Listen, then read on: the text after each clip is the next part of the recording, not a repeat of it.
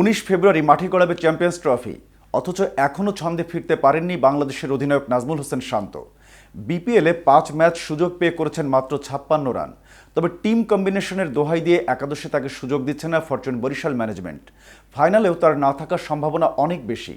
তাই দলের সঙ্গে অনুশীলন না করে জাতীয় দলের সহকারী কোচ সালাউদ্দিন ও সোহেল ইসলামের সঙ্গে মেগা আসরের জন্য নিজেকে প্রস্তুত করছেন অধিনায়ক। কিন্তু শান্তকে ফর্মে ফেরাতে মূলত কোন কৌশল অবলম্বন করবেন কোচ? বিস্তারিত থাকছে প্রতিবেদনের বাকি অংশে।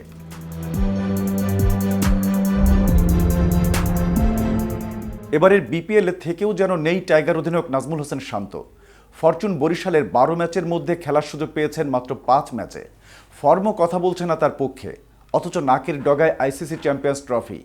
শুক্রবার বিপিএলে বরিশালের ফাইনালে শান্তর একাদশে না থাকার সম্ভাবনা অনেক বেশি, যার যথেষ্ট কারণও আছে। সুযোগ পাওয়া 5 ম্যাচে শান্ত সবাইকে করেছেন হতাশ। রান করেছেন মাত্র 56।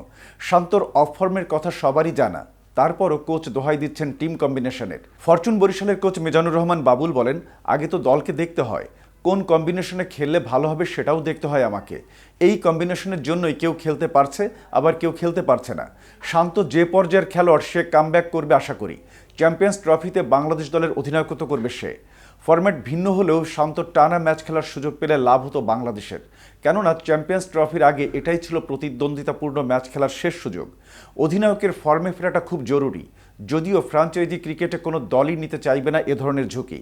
চ্যাম্পিয়ন্স ট্রফির স্কোয়াডে থাকা মুশফিকুর রহিমও খুব একটা ভালো ছন্দে নেই। 8 ইনিংসে করেছেন 168 রান। সেরা ছন্দে ফিরতে সিনিয়র এই ক্রিকেটারও এদিন দল আসার আগেই হাজির হন মিরপুরে। দীর্ঘ সময় একা একা করেছেন নেট প্র্যাকটিস। এদিকে অল্প দিনে আম্পায়ার হিসেবে ক্রিকেট দুনিয়ায় বেশ সুনাম কুড়িয়েছেন বাংলাদেশের শরফুদ্দুল্লাহ ইবনে সৈকত। বিশ্বকাপের মতো আসরেও আম্পায়ার হিসেবে দায়িত্ব পালন করছেন তিনি। এবার আসন্ন চ্যাম্পিয়ন্স ট্রফিতেও আম্পায়ারিংয়ের দায়িত্বে থাকবেন শরফুদ্দৌলা। পাকিস্তান ও আরব আমিরাতে 19 ফেব্রুয়ারি থেকে শুরু হবে চ্যাম্পিয়ন্স ট্রফির আসর, শেষ হবে মার্চের 9 তারিখ। পাকিস্তানের করাচি, লাহোর, রাওয়ালপিন্ডি এবং আরব আমিরাতের দুবাইয়ে অনুষ্ঠিত হবে ম্যাচগুলো। এর মধ্যে শুধু ভারতের ম্যাচগুলোই অনুষ্ঠিত হবে দুবাইয়ে। চ্যাম্পিয়ন্স ট্রফির জন্য 15 জন ম্যাচ অফিসিয়ালি নাম ঘোষণা করেছে আইসিসি। 8 দলের এই টুর্নামেন্টে আম্পায়ারিংয়ের দায়িত্বে থাকবেন 12 জন। তাদের মধ্যে আছেন বাংলাদেশের আম্পায়ার শরফুদ্দৌলা ইবনে শহীদ সৈকত।